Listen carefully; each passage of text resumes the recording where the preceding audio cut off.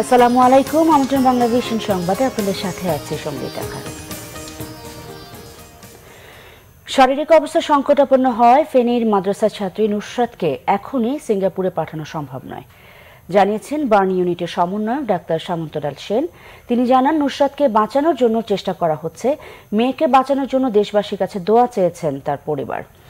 মাদ্রাসার শিক্ষার্থী নুসরাতের উন্নত চিকিৎসার জন্য সকালে সিঙ্গাপুরের জেনারেল হাসপাতালের সাথে ভিডিও কনফারেন্সে কথা বলেন গঠিত মেডিকেল বোর্ড। তার অবস্থা সংকটাপন্ন হওয়ায় এখনই সিঙ্গাপুরে নেওয়া যাচ্ছে না।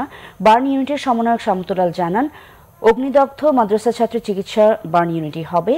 তার শারীরিক অবস্থা নিয়ে ভবিষ্যতে সিঙ্গাপুরের জেনারেল হাসপাতালের সাথে আলোচনা করা হবে বলে তিনি জানান।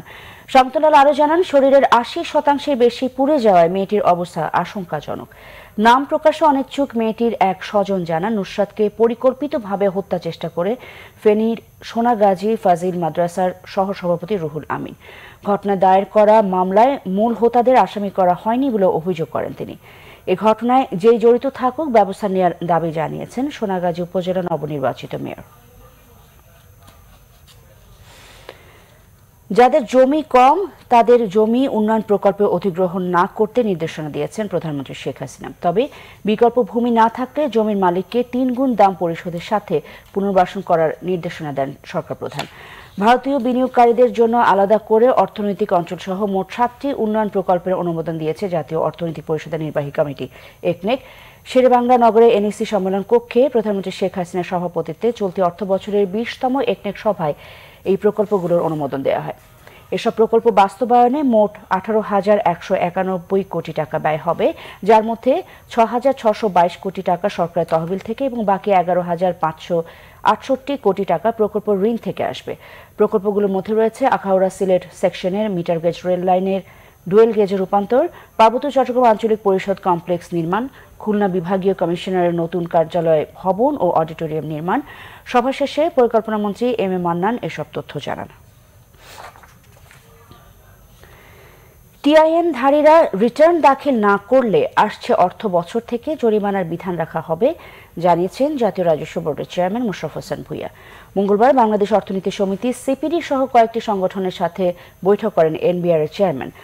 বৈঠকে তিনি আরও জানান, ভ্যাট আইন বাস্তবায়নের সাথে এবারের বাজেটে প্রত্যক্ষ করের ওপরও জোর দেওয়া হবে।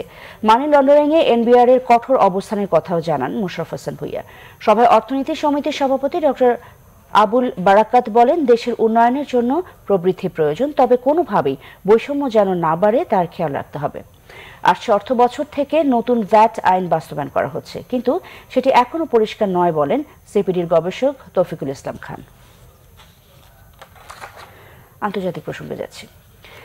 লিবিয়ার রাজধানী ত্রিপোলিতে দেশটির বিদ্রোহী বাহিনী লিবিয়ান ন্যাশনাল আর্মির বিমান হামলায় মিটিগা আন্তর্জাতিক বিমানবন্দরটি বন্ধ ঘোষণা করা হয়েছে।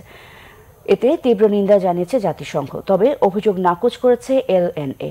এদিকে সরকারি ও বিদ্রোহী বাহিনীর মধ্যে সংঘর্ষে মৃতের সংখ্যা বেড়ে দাঁড়িয়েছে 35 জনে, আহত হয়েছে অন্তত 80 জন।